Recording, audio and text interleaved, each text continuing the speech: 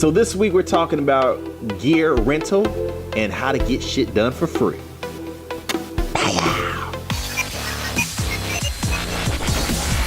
You are now watching Unapologetic Filmmaking and Dope-ish. Welcome to Unapologetic Filmmaking and Dope-ish. I am one of your hosts, Omari Matlock, along with Alexander McCoy-Smith. Join us as we explore independent filmmaking, creativity, and just all around dope-ish. Monday through Thursday, the show will be broken down topic by topic, and on Friday, you'll get the whole show in its grand entirety. Yes, I'd like to welcome y'all to episode 11. Dude, you are a hater, bro. Yeah, man, I jumped in, man. It's like double dutch. And I jumped, every time you pause, I just jump in, whatever. This is a 2017 hater. He gonna start off 2017 hating. Hey, I got you, and they about to see why, too. So, make sure anyway. you subscribe. Really? That's what you gonna do?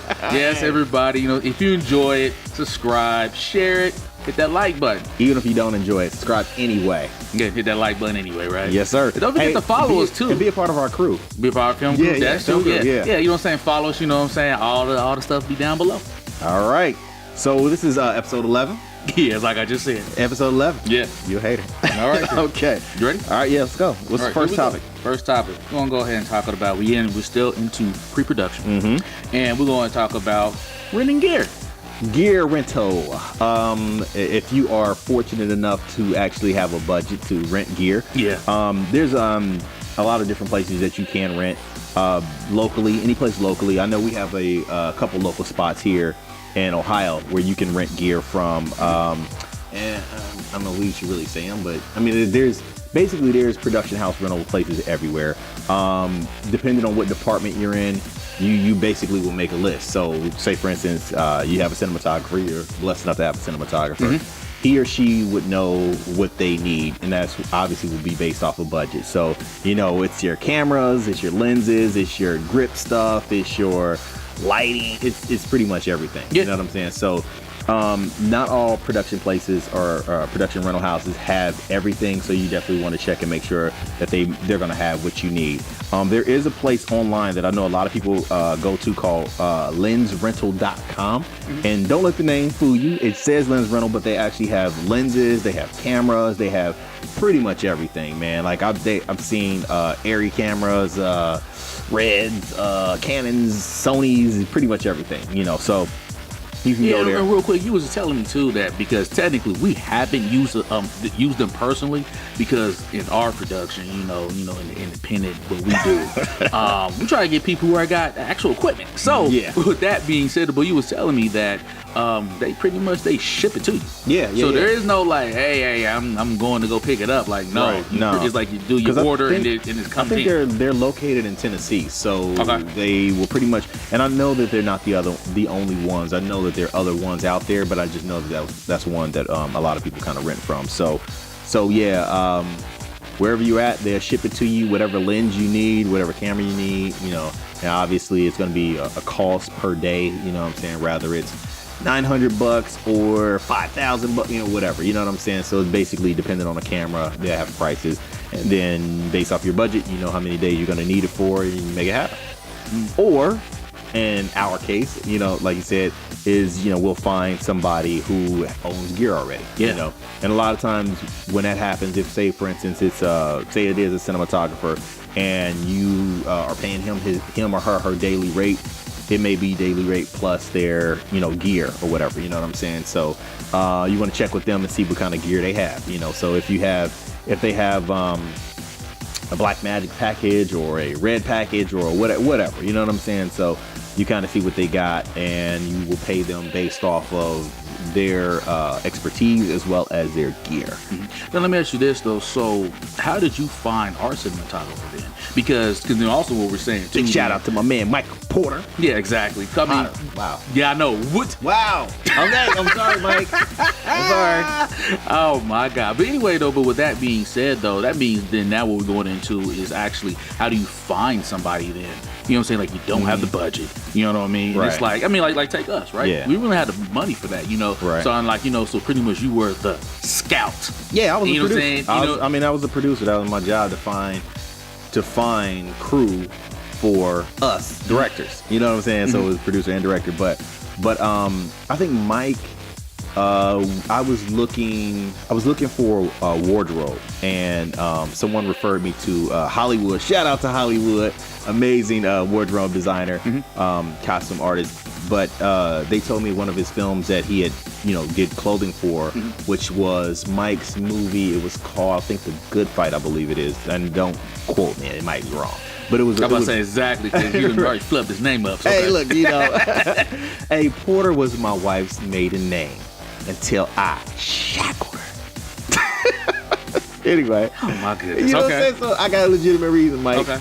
Anyway. Go ahead, though. But yeah, Michael C. Potter, everybody check him out. He's one of the most amazing cinematographers around. Yeah. But yeah, anyway, so I went and looked at the Western, and I was like, obviously the wardrobe was amazing, but I was like, damn, who shot this? And that was kind of our style that we were looking for, because the guy that we had at the time, Alex Elkins or whatever, which is, he's phenomenal as well, but he got pulled into something else and wasn't able to do it.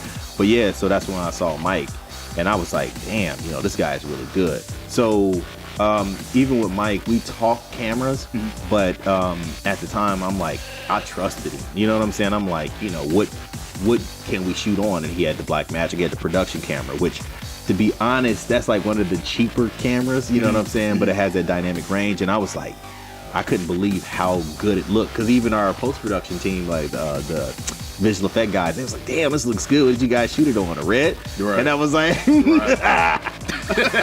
I mean, no, the cool thing is, and that's a good lesson, because obviously renting a red and renting a Blackmagic is going to be two completely different price points.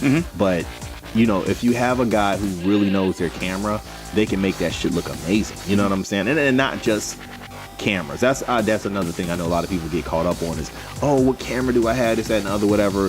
When it comes down to it, if you know how to light a scene, you can shoot that shit on a Canon, whatever, Mark II or shit, whatever, so, but, Mike was amazing with the light game, so, we shot it with the Blackmagic production camera, and it looked amazing.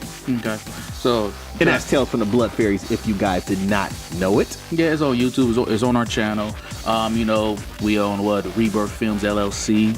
On YouTube. We have the teaser trailer up and a few other things as well, so check that out. Oh, so we should just tell them, so if you guys did not tune in, shame on you. If you didn't tune in to our live broadcast the other night, we're on Facebook, and we did a 2016 recap video, which was super dope. I mean, we went through all the cool things that happened for us in 2016 with Blood Fairies, going to Halloween Hunt, which was Cedar Fair thing across 10 theme parks. What else did we do? We did this show for one. Yeah, ha. This show for one. Unapologetic Filmmaking, a dope shit. Oh, I'm sorry, ish. God, it originally was shit. I know, it really was, right. But we try to be friendly out here, PC friendly, whatever. No, the hell we ain't. No, okay. Well, that's not happening, so you're right. But go ahead, though. Then, and then we did our super teaser, the fifth film that we shot when we shot the Tales from the Blood Fairies, which was, we did a little teaser of Asylum District. Yeah, that is correct. It was super awesome. That is correct. So, are you editing this episode? Yes. Hey, we should put a picture right about now. Nah. Yeah, come on, man. I'll give you something extra. Nah, ain't no pictures. Ain't so nothing. Listen, we're going to show a picture of Asylum District. Alex is going to add it in. It's going to be a flash. It's going to be like, boop, boop. It's going to be a flash and right back off, But bring this back full circle, though, about the whole renting of the gear. I want to ask you this, though. So, dealing on, on your day job, what's all that does that entail? The same thing? It's just they got money? Yeah, pretty much. I mean, so I work in film production on my day job, which is awesome. But we pretty much shoot promo commercials for the university, as well as we shoot a lot of stuff, whatever. But we do have larger commercials that we shoot, and when we do that, sometimes we have in-house camera gear. We have can't even remember, Sony F55s. We have like some high-end camera gear. We have C-stands, grip crap. We got pretty much everything, small packages. So for the most part, you don't have to do a lot of renting. That's what you're saying. No, we don't rent a lot. But sometimes we might have to rent like a big ass silk, 30 by 30 to knock down, like, you know, like say for instance we're shooting outside and you got the sun coming in all super crazy. You can control the sun by putting up a silk. We rent like maybe like a mambo stand, which are big ass stands that hold them up. We pretty much like sometimes we'll get like a 3-ton truck which has like a lot of gear on it, you know what I'm saying, like a lot of grip gear on it, or you can get like a 5-ton truck or whatever, basically depending on whatever you got. So pretty much they got the money to rent. Yeah, pretty much. I mean, so I don't worry about it because it ain't my money. We just say what we need, they rent it, and we do it. So, but we don't have to rent cameras or lenses or anything like that. We pretty much have all that. So I guess what we're saying is this, like, hey, go ahead and try out the lensrental.com. Yep. If you got the money. If not, just go ahead and just start networking. Pretty much. Yeah, start networking. I want to make it sound just like, oh man, you just using people, but no, but literally. Yeah. Network, get with people, and people help people, you know? Yeah, I mean, because at the end of the day, filmmaking is about a collective, you know, people collectively getting together and producing something, you know. So you need your grips, you need your DPs, you need your PAs, you need you need all of those things. So if you can find people who has gear that you guys can pull together and make it happen, like, it can be done. You know, as a matter of fact, hell, like you said, we've never rented anything. You know what I'm saying? We either bought what we needed to buy, or we got together with people who already had gear. You know what I'm saying? So, and then even when you're buying gear, like, man, do your research. Like, don't just go out and buy whatever the coolest thing is, or quote unquote the coolest thing is. Like, don't do that. You know, like, really research, especially when it's coming out of your pocket. You need to make sure that, like, whatever that is, you'll be able to use it. You have multiple uses for it and stuff like that, you know. So honestly, knock on wood, we have not made a bad purchase yet. So Right. So yeah. But that's gear rental. Yeah. AKA find some good people around you. That's right. That's what it's really saying. Find some people, use it for free. Hey, look. Yeah, I mean, pretty much. Stamp of approval. There it is. All right then. All right then. So now we roll up on this power up. It's time for the power up, people. Okay. Yeah. Hey, but before we go to the power up, man, I don't know if you have seen our new guest audience. He has some additions to the family. Yeah. There's quite a few of them. Yeah, man. Look, we were talking about how naked the table was, and we was like, damn, we just need something extra up here. Yeah. So, you know, we got the bobbleheads and the somewhat bobbles. I don't know what those are, but yeah. Yeah. I'm glad that Donnie Yen's on my side. I see that you just deboed me. Yeah, Okay. Donnie Yen. You know, I mean, like, listen, man, you're not a Donnie Yen fan? I am, dude. You didn't even see the movie. I understand. I'll get there. I'm a fan, though. But I've seen all his movies, though, except for that one. You ain't see that movie. See, look, I'm drinking out the cup.